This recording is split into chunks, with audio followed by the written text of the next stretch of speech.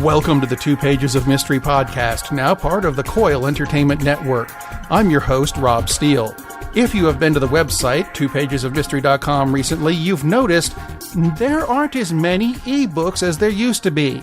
That's because they have all been compiled into one great big book, available now on Amazon, Barnes & Noble, Books A Million, wherever you find books. You can probably get this book of the stories that have been on this show so far. That's what this show is all about, getting stories published. Do you want your story published? Send it in. Go to the website, twopagesofmystery.com, check out the rules. No, there's not that many of them. Send me the story. I'll turn it into an ebook and an audiobook, both of which will be available on this website until I have enough to make Two Pages of Mystery Volume 2, which will be available on Amazon, Barnes & Noble, Books A Million, wherever. And if your story's in it, you'll get paid for it. You see, I'm not a greedy guy. I will be happy to pay you for it. I just have to get enough to make the book and sell a few of them. See, how hard is that?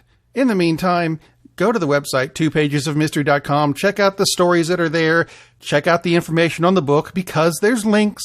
And if you feel like it, which you should, subscribe to the show, either through the Google Play Store or iTunes, or you can even check us out on the Happy Hour Network. Everything is there, or the Coil Entertainment Network, website coming soon. But in the meantime, sit back, relax, and listen to today's show. And in today's story, Lieutenant Cooper Wright is called in to discover who killed a figure skating judge in Iced.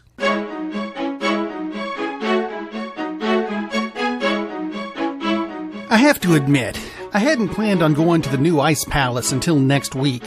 I got hockey tickets, and frankly, I'm looking forward to the game. But I got called here earlier tonight, and not for a pleasure visit.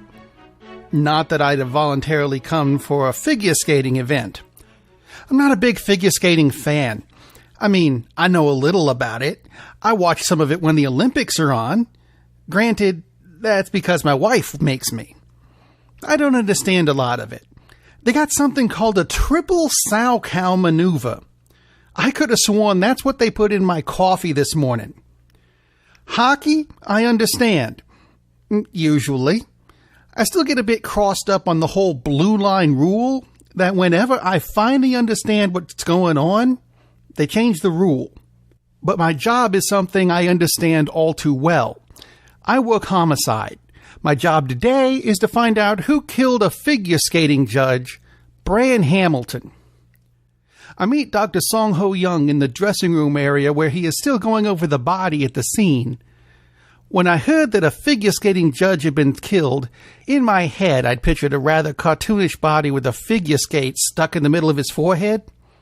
In my head, it's a little comical. In reality, it's rather gruesome. I guess you figured out the cause of death, huh, Doc? Oh, that's funny, Cooper. But the trick with this one is not the cause of death. Barring a full autopsy, I'm willing to bet that it was the figure skate embedded in his head that killed him. The problem is time of death. Because the building was built to house not just the main skating rink downstairs for events like figure skating and hockey, but the two practice rinks in the sub-levels, the temperature here is lower than normal. I'm trying to compensate, but it may take a while to have an exact time of death. We do know that he was last seen alive last night around 10 o'clock, after the competition had finished. Very controversial finish. Russian skater Bosk Charsky was cheated. He performed brilliantly, but one judge, I am going to assume this one, gave him a low score, and he lost the gold medal. I guess that means I have a suspect for you. I wouldn't have pegged you for a figure skating fan, Doc. My wife bought tickets, and because most of the time it is very quiet and they play soft classical music, I can get in a few naps. But keep that between us, okay? If she finds out. No problem, Doc. Borsk Chaesky. Sounds like a good person to start with. I check with the facility and find out where the skaters are staying, and I should have known, the hotel next door has a secret passage for performers to get back and forth without having to deal with fans or the media. That's not a bad idea. After flashing my credentials to what felt like half the hotel staff, I finally get a room number for Mr. Troyevsky, but when I reach his room and knock on the door, there's no answer. I hear a television playing inside, but no voices. I'm hoping we don't have a double homicide on our hands. I make a call to Officer Tim Fay, who I left downstairs to watch the lobby, and have him bring up the manager on duty with a key. Fay and the manager, Doris Leacham, arrive in less than 5 minutes. I explain the situation and ask Miss Leacham to open the door and to get out of the way. A killer may actually be inside. She complies and unlocks the door with a card key and quickly backs down the hallway. Weapons drawn, Officer Fay and I enter the room. At first glance, it looks like almost any other hotel room I've ever been in. Only bigger. The television is on and showing a rerun of Family Feud. Not the kind of thing I would have expected from a Russian figure skater. The room is tidy, both queen-size beds made. Faye checks the bathroom and signals all clear. As we enter the main section of the room, we notice 2 figures sitting on the couch, not facing the television. Each has a suitcase at his feet. "You are here! Excellent! Come, Borsk, it's time to go." I look at Officer Fay, who shrugs, and we both holster our weapons. "Hang on a minute. Who exactly are you, and who do you think we are?" "You are not from consulate?" the older man says, suddenly looking apprehensive. When I shake my head and introduce myself, he looks scared. "Are we going to jail?" "Not that I know of. Who are you again?" "I am Anatoly Fedorov, Borsk's personal coach. Is this having to do with our defecting?" His expression is not as terrified as it was a moment ago, but he doesn't look like he's actually relaxed any. "No, sir. We're investigating something completely different. How long have you been in this room tonight?" "Since competition ended. Borsk, how you say it, through the contest. As our signal to defect as we had arranged with your consulate. We were told to stay here and we would be contacted." Almost on cue, 2 men in black suits with immigration badges enter the room. They start to draw their weapons until they see our badges.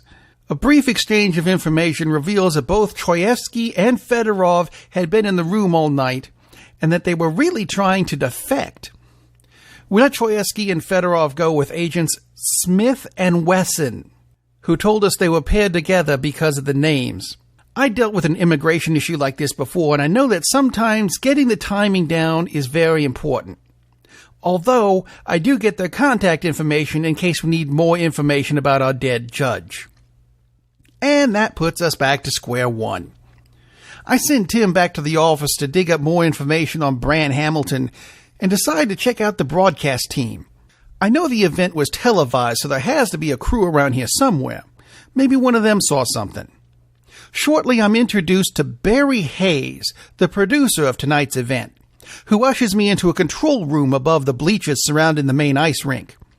He and his crew of 3 editors are putting together a compilation of the best of the evening for a DVD and digital release.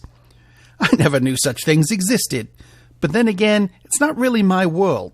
There were 7 cameras focused on the ice during tonight's event, another 3 on the crowd, and 1 backstage for when the skaters got the score read over the loudspeaker.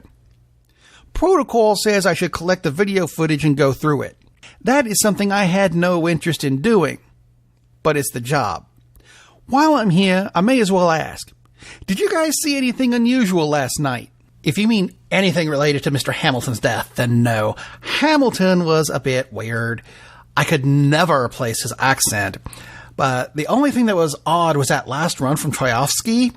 On his last triple Lutz, he didn't stick the landing. His skate got caught in the ice. So the landing stuck him. I thought it was funny, but as my wife always seems to say, I seem to have a singular wit. No one else seemed nearly as amused as I was. Putting aside my humor, I collected the footage from the event and had it sent to the lab to have someone watch it. Hopefully they can find someone who enjoys it. 11 cameras over a 4+ hour event. That's a lot of footage to go through. I think about calling Dr. Young to see if there's any progress when my phone rings. That's all it seems to take these days. I think about calling someone and they call me. Only it didn't quite work as planned. This time it's Officer Fay who has information for me. Granted, it's information from Dr. Young. What do you mean, poisoned? That's what Doc wanted me to tell you. He says he's narrowing down what kind of poison now. The skate embedded in his head did kill him, but if it hadn't, the poison would have gotten him too. We might be looking at 2 murderers, boss. Well, that's just great. I didn't even have a viable suspect, and now I'm told we might have 2 murderers. That's all I need. Well, that and another phone call. This call is from ICE Agent Smith. Fedorov has gone missing. They had sequestered him in another hotel, but they turned the back on him for just a moment, and he was gone. But Borsk Troyevsky has some interesting details to tell me. We meet in the ICE office, since it's not far from the ICE Palace. Troyevsky is in an interrogation room. Before I enter, Agent Smith tells me 2 things I wasn't expecting. 1, Troyevsky doesn't want to defect. And 2, my murderer is on the loose, but we know who he might be, and says Troyevsky will explain. I just wanted to compete. Before I leave, I am approached by KGB. Putin reenacted them, you know. Anyway, they tell me they need to replace my coach with agent so he can carry out mission in United States. I was told to help him in any way I could. I was told to put powder in water bottle before contest. I think it belonged to one of judges. When the competition was done, I was told to wait in hotel. Fedorov took one of my skates and said he was going to complete his mission. When he got back, I was supposed to wait with Fedorov for American agents to take me into custody. But I don't want to become American. I love my mother Russia. I just want to go home. Agent Smith follows me from the interrogation room and tells me they're going to ship the kid home. They did get some fingerprints from the man claiming to be the coach, Fedorov. They match some prints that Interpol has on file for a Shura Polzin, a man wanted in 3 European countries for assassinating assorted dignitaries. The problem was, there was no picture to go with the file, so it was impossible to recognize him by appearance. I'm told that the good news is that now that we have his picture, it is unlikely that he'll be utilized in that way again. Even more likely that he'll be executed upon his return. And that clears up most of the case. Bad guy wasn't caught, but he most likely won't be troubling my city again, and will likely be executed by his state. Saves us the money, I suppose. But why all this to kill an ice skating judge? That doesn't make sense. Until I get a call from Dr. Young, who wants me to join him in the autopsy room. The naked body of Bran Hamilton lay on what I call the carving block. Doc is finishing stitching him back up when I enter. He looks at me and anticipates my question perfectly. You want to know why he was killed, don't you? I nod, of course. Check these out. See these tattoos? These are signature Russian mafia. I suspect he was a criminal that escaped Russia and was trying to make a better life for himself here. And that would explain the accent. Doing accents is never particularly easy. I had to do one undercover once. That did not go well. You'll have to tell me about it sometime. Maybe over an iced beverage? You've been hanging around me too much, Doc. That's about as bad as my stick in the landing joke. I wasn't there for that one. All right. Let me tell you that story over that cold beverage. I hope you enjoyed the story. If you have any comments, questions, or want to submit your own story, contact me through the website 2pagesofmystery.com or just email me at 2pom@steel42.com. I've been Rob Steele, and you've been listening to 2 Pages of Mystery. So until next time, keep 'em guessing.